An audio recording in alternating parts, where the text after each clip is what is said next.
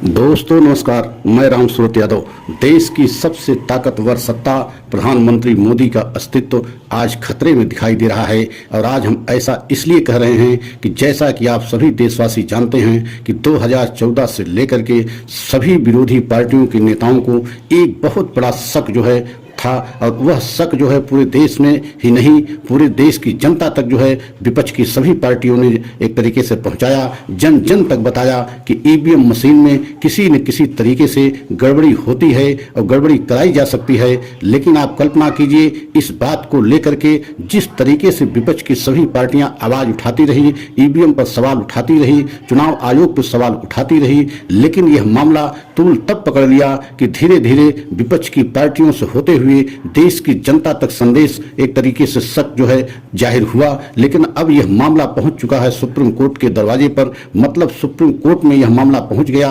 और आप सोचकर जानकर बेहद हैरान होंगे कि यह मामला सुप्रीम कोर्ट में कैसे गया और कौन ले गया। तो सबसे पहले आप जानिए कि यह मामला एडीआर संस्था ले गई। एडीआर संस्था हमारे देश की बहुत बड़ी एक ऐसी संस्था है जो चुनाव आयोग पर नजर रखती है कि हमारे देश में लोकतांत्रिक तरीके से, सही तरीके से, निष्पक्ष पारदर्शी तरीके से चुनाव हो रहा है कि नहीं हो रहा है। देश की जनता वोट जहां डाल रही है वहां पर जनता की वोट जा रही है कि नहीं जा रही है, यही देख रेख करने का काम एडीआर संस्था का है। और एडीआर संस्था ने जब देखा कि देश की विपक्ष की सभी पार्टियां बहुत सारे सवाल जो है ईवीएम मशीन को लेकर के खड़ी कर रही हैं और यह मामला देश की पूरी जनता के बीच में चला गया है, जन जन तक मामला पहुंच गया है, देश की जनता को भी इस मामले में संदेह हो रहा है। तो एडीआर संस्था ने मार्च 2023 में एक याचिका सुप्रीम कोर्ट में दाखिल किया। और जब से एडीआर संस्था ने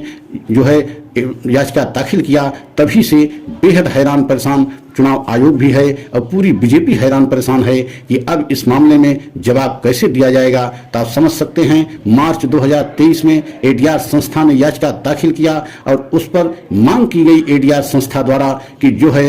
ईवीएम मशीन में जो भी वोट डाली जाएं वह सभी वोटों को वीवीपैट के माध्यम से सभी पर्चियों की गणना होनी चाहिए, तभी ये माना जाएगा कि एकदम निष्पक्ष और पारदर्शी तरीके से हमारे देश में चुनाव हो रहा है। लेकिन आप बेहद हैरान और तब होंगे जब आप सोचिए और सुन करके इतना आपको अचंभा लगेगा कि बताइए एडीआर के द्वारा जो याचिका दाखिल की गई है उस पर जब चुनाव आयोग जो है अपना हलफनामा दाखिल किया तो आप बेहद चौंकाने वाली रिपोर्ट निकल के आई कि चुनाव आयोग ने एक तरीके से बहुत बड़ी गलती को मान लिया और स्वीकार कर लिया और इस बात को सुप्रीम कोर्ट में कह दिया कि ईवीएम मशीन में जो वोट डाली जाती है और वीवीपैट से जो पर्ची निकलती है, इन दोनों में अंतर पाया जा सकता है। मतलब आप कल्पना कीजिए कि अगर ईवीएम मशीन पे जो आप वोट डाल रहे हैं, जिस कैंडिडेट को वोट डाल रहे हैं, और वही पर्ची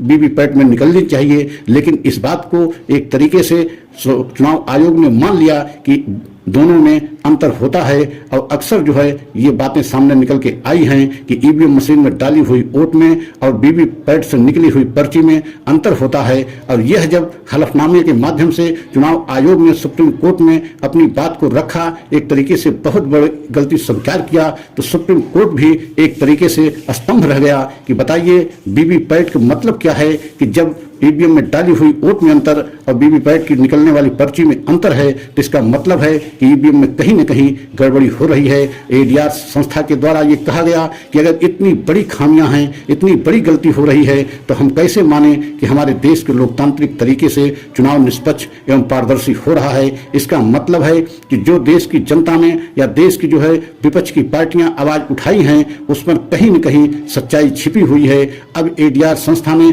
सुप्रीम कोर्ट से स्पष्ट जो है निवेदन किया है कि हर कीमत पर कोई न कोई बड़ा कदम उठाया जाए जिससे ये माना जाए और विश्वास हो देश की जनता को कि जो वोट देश की जनता डाल रही है अपने जो है पसंदीदा कैंडिडेट को, वह वोट जो है अब उस कैंडिडेट को जा रही है कि नहीं जा रही है। अब इसी बात को लेकर के सुप्रीम कोर्ट में चुनाव आयोग ने एक और जो है बात कह दी कि ये संभव नहीं होगा कि वीवीपैट की सारी पर्चियों की गणना कराई जाए, क्योंकि अगर सभी पर्चियों की गणना कराई जाती है तो एक तरीके से पुराने चुनावी प्रक्रिया में हम लौट जाएंगे। जितना जो है समय उस समय बैलेट पेपर के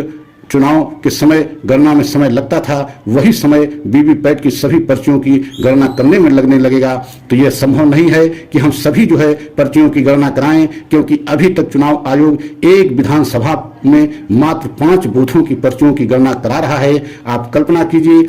कि मात्र 5 बूथों की जो है वीवीपैट की पर्चियों की गणना मौजूदा समय में हो रही है, जबकि एडीआर संस्था का कहना है और एडीआर संस्था की सुप्रीम कोर्ट में मांग है कि या तो सभी वीवीपैट से सभी पर्चियों की गणना कराई जाए, या तो कोई ऐसा बड़ा कदम उठाया जाए, या तो ईवीएम मशीन को बैन किया जाए। तभी जो है देश की जनता को विश्वास बढ़ेगा और खासकर लोकतांत्रिक तरीके से तभी देश की जनता का निष्पक्ष एवं पारदर्शी तरीके से जो है वोट डाली जा सकती है। तो आप समझ सकते हैं इस समय पूरे देश में इस मामले को लेकर के एक तरीके से बहुत बड़ा हो हल्ला मचा हुआ है कि क्या आने वाले समय में सुप्रीम कोर्ट कोई बड़ा कदम उठाएगा और ईवीएम मशीन को बैन करेगा। क्योंकि ईवीएम मशीन अगर बैन होती है, बैलेट पेपर से पुनः चुनाव होगा, तो आप समझ सकते हैं कि बहुत बड़ा झटका एक तरीके से बीजेपी को लगेगा। क्योंकि जिस तरीके से विपक्ष का कहना है कि ईवीएम मशीन में गड़बड़ी करा करके बीजेपी 2 बार सत्ता में पहुंची है, अब तो चुनाव आयोग भी अपनी गलती ईवीएम मशीन और वीवीपैट को लेकर के, पर्चियों को लेकर के जिस तरीके से सुप्रीम कोर्ट ने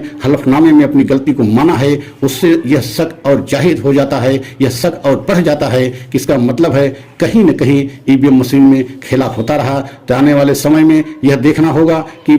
जो है बीजेपी को और कितने बड़े बड़े झटके खासकर सुप्रीम कोर्ट से लग सकते हैं। क्योंकि अगर ईवीएम मशीन को लेकर के सुप्रीम कोर्ट से कोई बड़ा आदेश आया या कोई बड़ा फैसला हुआ, तो आप समझ सकते हैं कि आने वाले 2024 के चुनाव में बीजेपी को बहुत बड़ा झटका लगेगा। और जब से यह मामला सुप्रीम कोर्ट पहुंचा है, तभी से पूरी बीजेपी एक तरीके से बेहद हैरान परेशान है और पूरी बीजेपी में इस समय एक तरीके से कोहराम मचा हुआ है। क्योंकि आपने देखा है कि बीजेपी के बहुत बड़े सांसद जो तेलंगाना से आते हैं, डी अरविंद कुमार ने एक ऐसे मंच से इस बात को स्वीकार कर लिया कि वोट किसी को डाली जाए, बटन कोई भी दबाई जाए, लेकिन जीतेंगे तो मोदी ही। इस बात को लेकर के भी पूरे देश में इस बात की हल्ला और हो हल्ला हो रही है कि बताइए, जब देश के बीजेपी के सांसद इस बात को कह रहे हैं तो कैसे विश्वास किया जाए कि ईवीएम मशीन में गड़बड़ी नहीं होती है। तो आप कल्पना कीजिए कि आने वाले समय में कुछ न कुछ बड़ा होने वाला है और पूरे देश में इस बात को लेकर के, इस चर्चा को लेकर के पूरे देश में चर्चा का विषय बना हुआ है कि आने वाले समय में ईवीएम मशीन बैन होनी चाहिए, बैलेट पेपर से चुनाव होना चाहिए। तभी पूरे देश की जनता का एक तरीके से लोकतांत्रिक तरीके से सही जगह वोट जाएगी और सही कैंडिडेट को जनता अपनी वोट दे सकती है। तो आप सभी देशवासियों को यह बताते हुए कि अगर हमारा वीडियो अच्छा लगा हो तो लाइक सब्सक्राइब करें, कमेंट के द्वारा ये भी राय दें कि ईवीएम मशीन बैन होनी चाहिए कि नहीं होनी चाहिए, बैलेट पेपर से चुनाव होना चाहिए कि नहीं होना चाहिए। अगला वीडियो पुनः आप लोगों के बीच में हम लेकर के आएंगे और कोई न कोई हम वीडियो आप लोगों से जुड़ा हुआ वीडियो बनाते हैं, सच को बताते हैं और सच को दिखाते हैं। क्योंकि जो आप सच को जानना चाहते हैं उसी सच को हम लेकर के आते हैं। इस समय ईवीएम मशीन से जुड़ा हुआ पूरा देश सच को जानना चाहता है, इसीलिए हम सच को लाए हैं। अगले वीडियो में पुनः आएंगे, तब तक के लिए जय हिंद, जय भारत।